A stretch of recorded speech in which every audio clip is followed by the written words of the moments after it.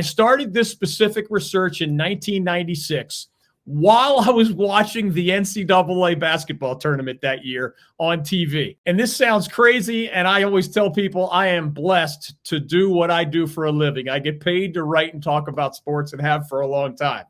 In my first 8 years covering the Atlantic Coast Conference, there had been at least one ACC team make a March Madness run all the way to the Final Four every year. It was incredible. Like, just through my young journalist eyes, I could not believe what I was seeing. I was surrounded by amazing coaches, amazing players, amazing programs, and I had so many fun topics to cover at that time. Duke, remember, went to the Final Four in 1988 and 1989. I start there because that's when I started covering the ACC as a professional. Both Duke and Georgia Tech, remember Bobby Cremins and Lethal Weapon 3? They were there in 1990, Final Four. Duke and Carolina, everybody remembers the more recent example. Duke and Carolina were both in the Final Four in 1991, when, of course, the Blue Devils ended up getting Mike Krzyzewski, the first of what would turn out to be his 5 NCAA titles.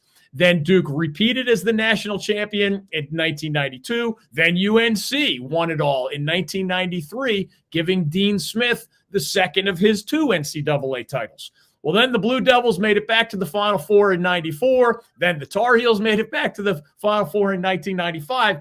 And again, it was just incredible. That meant for those first 8 years of covering March Madness, there was always a state of North Carolina team for our audience to follow, and or an Atlantic Coast Conference team for all of us in that broader region to follow, all the way essentially into the month of April. You never run out of story ideas as a journalist, young or old, when there are great players, great coaches, great teams to follow and to write about.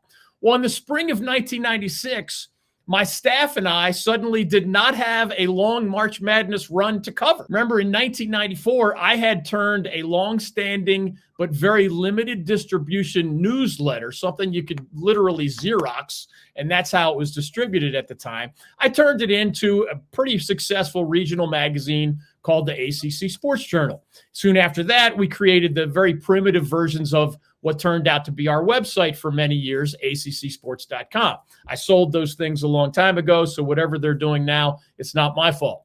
But back in 1996, we needed content, obviously, and with the ACC teams exiting earlier than usual in 1996, I just decided to take a deep dive into the connections between, number one, future NBA draft picks and winning the NCAA title, and number two, future NBA players and winning the NCAA title.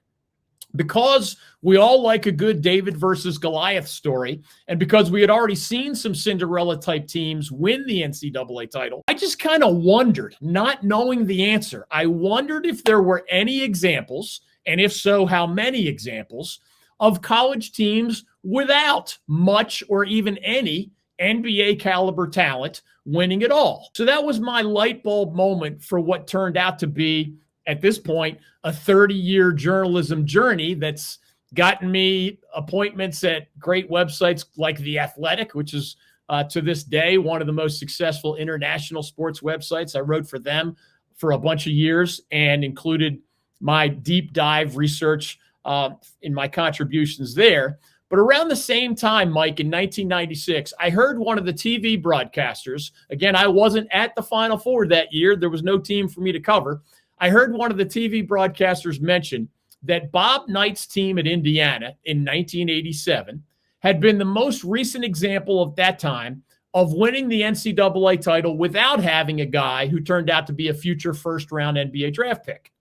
So then I decided, well, the size of the NBA's first round has varied a lot over the years. I mean, if you go back to the 1940s, there were only 8 NBA teams. So guess what? There were only 8 first-round draft picks. Nowadays, we have 30 NBA teams. So there are 30 first-round draft picks. So I thought it was not as scientifically sound or journalistically sound, if you will, to use first-round draft pick as a label for purposes of my deep dive research.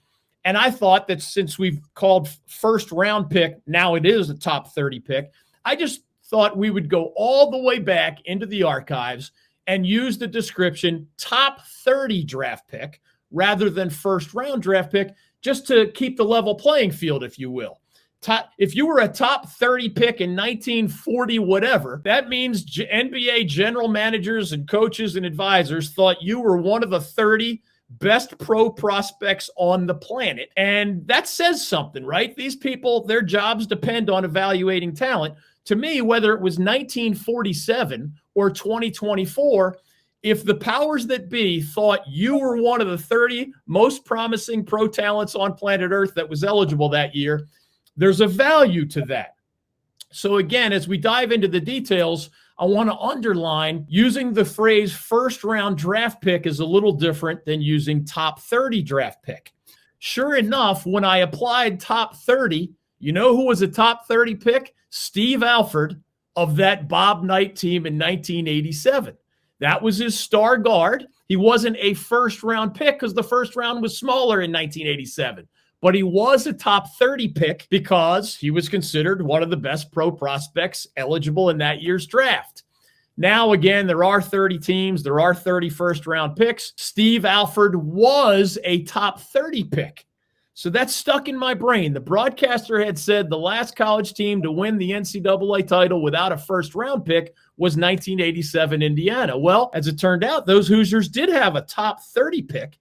So I wondered, what if I just kept going back into the archives? Was I going to find a college champion that didn't have any future NBA players, that didn't have any top 30 picks rather than that first round label? I didn't even have a theory at the time, Mike. You know, the best journalists don't reach a conclusion in their minds and then do the research. You let the research lead you to the evidence that leads you to the conclusions. The best journalists are much more like the best detectives in the criminal justice system or smart Americans in the voters' booth.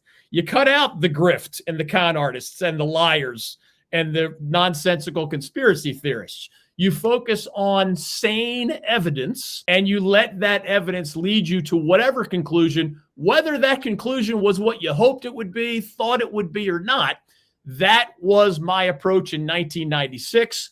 I wasn't sure what I was going to find, but what I did find ended up getting me now 30 years worth of invitations from TV shows and podcasts and national sports writers and radio shows. And of course, I've been able to share it on our variety of platforms over the years, including as we speak, I have a 6-part series on this topic at our website, ncsportsnetwork.com. In sports, we talk a lot about impact players who make a positive difference.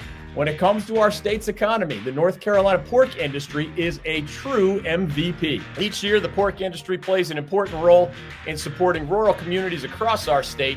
It contributes more than $10 billion a year to the North Carolina economy and supports more than 44,000 jobs. Learn more about their positive impact at ncpork.org. The North Carolina Pork Council, the foundational partner of the North Carolina Sports Network. So when you dove into that research on the connection between an NCAA championship and NBA draft pick status, what was your number one finding? Well, Mike, going back to the creation of the NBA draft, of course, you couldn't be a draft pick prior to the creation of the draft, right? That's why I started this research going back to 1947. Here's the bottom line. Every one of college basketball's national champions, that means 77 in a row now. The world has changed a lot. College basketball has changed a lot. The dynamics have changed. The size of the NCAA tournament has changed. The size of the NBA draft has changed. The size of the NBA has changed.